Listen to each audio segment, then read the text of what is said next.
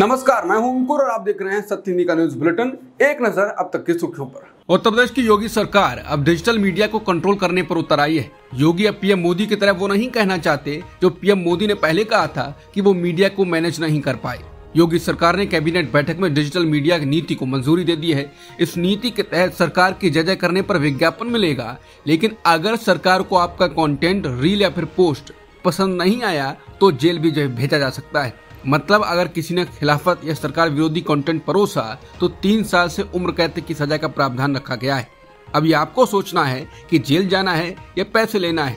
सरकार तो खुलकर सामने आई है। ये पॉलिसी राज्य के उन लोगों के लिए भी होगी जो यूपी के बाहर रह रहे हैं।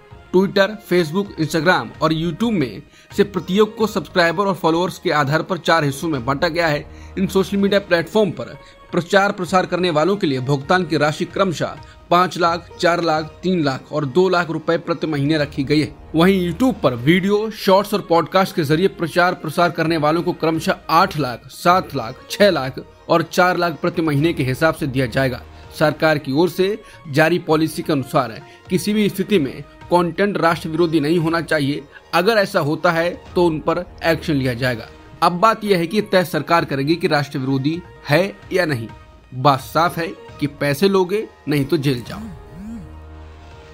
आरएसएस चीफ मोहन भागवत को अब पीएम मोदी और अमित शाह जैसी सुरक्षा दी जाएगी। उनके Z+ सुरक्षा कवर को बढ़ाकर एडवांस सिक्योरिटी लाइसेंस कर दिया गया है। ऐसे में उनकी सुरक्षा में अब और सुरक्षाकर्मी तैनात किए जाएंगे। उनका सुरक्षा घेरा पहले से भी ज्यादा पुख्ता होगा। हाल ही में गृह मंत्रालय की ओर से की गई समीक्षा बैठक के बाद यह फैसला लिया गया है। टाइम्स ऑफ इंडिया की खबर के मुताबिक समीक्षा बैठक में पाया गया कि गैर बीजेपी शासित राज्यों में मोहन भागवत की सुरक्षा के दौरान ढिलाई बरती गई है। ऐसे में संभावित खतरे को देखते हुए सुरक्षा में इजाफा करने का फैसला लिया गया। बीजेपी ने जम्मू कश्मीर विधानसभा चुनावों के लिए 2 दिन पहले वापस ली गई अपनी उसी लिस्ट को फिर से जारी कर दिया है। बस एक नाम में बदलाव किया है। इसमें 3 पूर्व मंत्रियों को जगह दी गई है और दूसरे दलों से आए कई लोगों को उम्मीदवार बनाया गया है, जबकि निर्मल सिंह जैसे बड़े नामों को जगह नहीं मिली है। बता दें कि सोमवार को बीजेपी ने उम्मीदवारों की पहली सूची को रद्द कर दिया था, क्योंकि पार्टी के पुराने नेताओं को किनारे लगाए जाने से कार्यकर्ताओं में गुस्सा था और वो विरोध प्रदर्शन पर उतर आए थे। हालांकि पार्टी ने कहा था टाइपिंग त्रुटि की वजह से लिस्ट वापस ले ली गई, लेकिन सूची वापस लेने के 24 घंटे बाद ही पार्टी ने उसी सूची को फिर से जारी किया है। कोलकाता रेप और मर्डर के विरोध में मंगलवार को नबार्ड अभियान के दौरान हिंसा को लेकर बीजेपी के 12 घंटे के बंद के विरोध में टीएमसी कार्यकर्ता भी सड़क पर उतर आए। उत्तर 24 परगना जिले में टीएमसी कार्यकर्ताओं को प्रदर्शन के कारण बंगांव सियालदह के बीच ट्रेन सेवाएं बाधित हुई। उधर बंद के दौरान कई जगह बीजेपी कार्यकर्ताओं ने सड़क पर जाम लगाया और राज्य परिवहन निगम की बसें रोकी। कुछ जगहों पर पुलिस ने बल प्रयोग किया। इस दौरान बसों के चालक हेलमेट पहने काम करते हुए दिखाई दिए। पश्चिम बंगाल में विधानसभा को बुलाए गए बीजेपी के बंद के दौरान हिंसा में 2 लोग घायल हुए हैं।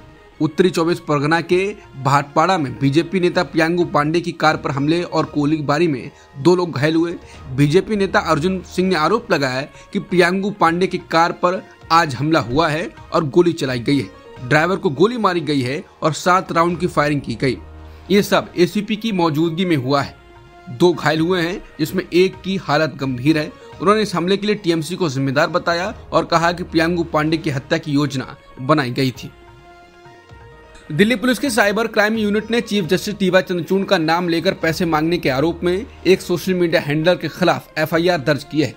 पिछले हफ्ते एक वकील द्वारा एक्स पर शेयर की गई पोस्ट के वायरल होने के बाद सीजीआई ने साइबर इंपर्सोनेशन पर ध्यान देना सीखा है। पोस्ट में सीजीआई के रूप में खुद को पेश करने वाले एक व्यक्ति ने कैब लेने के लिए 500 रुपए के डिजिटल ट्रांसफर करने को कहा था। दरअसल एक एक्स यूजर ने बताया कि उसके पास एक मैसेज आया। उस मैसेज में लिखा था कि हेलो, मैं सीजीआई हूँ और हमारी कॉलेजियम की तत्काल बैठक है और मैं कनॉट प्लेस में फंसा हुआ हूँ। क्या आप मुझे कैब के लिए 500 रुपए भेज सकते हैं? अदालत पहुंचते ही मैं आपको ये रकम वापस कर दूंगा। ये मैसेज सेंड फ्रॉम आईपैड के साथ खत्म हुआ। मैसेज भेजने वाले की तस्वीर में सीजीआई चंद्रचूड़ की ही तस्वीर दिखाई गई। इस धोखाधड़ी की खबर के सामने आने के बाद सुप्रीम कोर्ट ने साइबर सेल में शिकायत दर्ज कराई। अधिकारियों का कहना है कि इस मामले की जांच की जा रही है और ठग की तलाश हो रही है। राज्यसभा उपचुनाव में 11 सदस्य निर्विरोध चुन लिए गए हैं। जबकि 3 सितंबर को एक सीट पर मतदान होगा। मंगलवार को पूर्व मंत्री उपेंद्र कुशवाहा, कांग्रेस के वरिष्ठ नेता अभिषेक मनु सिंघवी, केंद्रीय मंत्री रवनीत सिंह बिट्टू और जॉर्ज कुरियन राज्यसभा के लिए निर्विरोध चुन लिए गए। मलयालम फिल्म इंडस्ट्री महिलाओं के खिलाफ शोषण करने के लिए घिरी हुई है। हेमा कमेटी की रिपोर्ट आने के बाद फिल्म इंडस्ट्री चारों तरफ से घिर गई है। अभिनेत्रियों ने बताया कि कैसे पुरुष इंडस्ट्री में उनका शोषण करते थे। रिपोर्ट आने के बाद बाकी एक्ट्रेस भी मैदान में उतर आई और आरोप लगाया। मलयालम फिल्मों के अभिनेता सिद्दीकी पर एक अभिनेत्री ने यौन उत्पीड़न के आरोप लगाए, जिसके बाद अब उनके खिलाफ बलात्कार का एक मामला दर्ज किया गया है। पुलिस ने बुधवार को ये जानकारी दी। यूक्रेनी आर्मी चीफ ने रूस के कुर्स्क क्षेत्र में ऑपरेशन पर बड़ा खुलासा किया। कर्नल जनरल ओलेक्जेंडर सिरिस्की ने कहा कि यूक्रेनी घुसपैठ एक बहुत बड़ा दांव था। यूक्रेनी अधिकारी ने दावा किया कि इस योजना का उद्देश्य रूस को प्रमुख आगे के मोर्चों से सैनिकों को हटाने के लिए मजबूर करना था, लेकिन पूरी तरह से इसमें हम सफल नहीं हो पाए। हालांकि इसके साथ ही उन्होंने कहा कि कुर्स्क अभियान में रूसी सेना की एक बड़ी संख्या को हम वहां से हटा दिया गया है। उन्होंने कहा कि रूसी सैनिकों को यूक्रेन के दक्षिण से वापस बुला लिया गया है। अभी तक हम कह सकते हैं कि लगभग 30,000 सैनिकों को कुर्स्क मोर्चे पर भेजा गया है और ये संख्या बढ़ती जा रही है। उन्होंने कहा कि रूस पोक्रोवस्क मोर्चे पर अपनी ताकत को मजबूत कर रहा है। पहली बार संख्या का खुलासा करते हुए सिरिस्की ने कहा कि यूक्रेन ने कुर्स्क क्षेत्र में अपने ऑपरेशन के दौरान 594 रूसी सैनिकों को पकड़ लिया।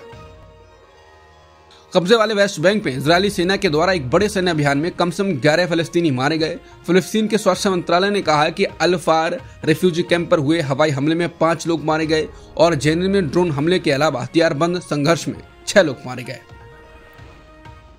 अमेरिका न्याय विभाग के विशेष वकील जैक स्मिथ ने 2020 के अमेरिकी राष्ट्रपति चुनाव में दखल की कथित कोशिश के लिए पूर्व राष्ट्रपति डोनाल्ड ट्रंप के खिलाफ फिर से अभियोग चलाए जाने की अपील दायर की है।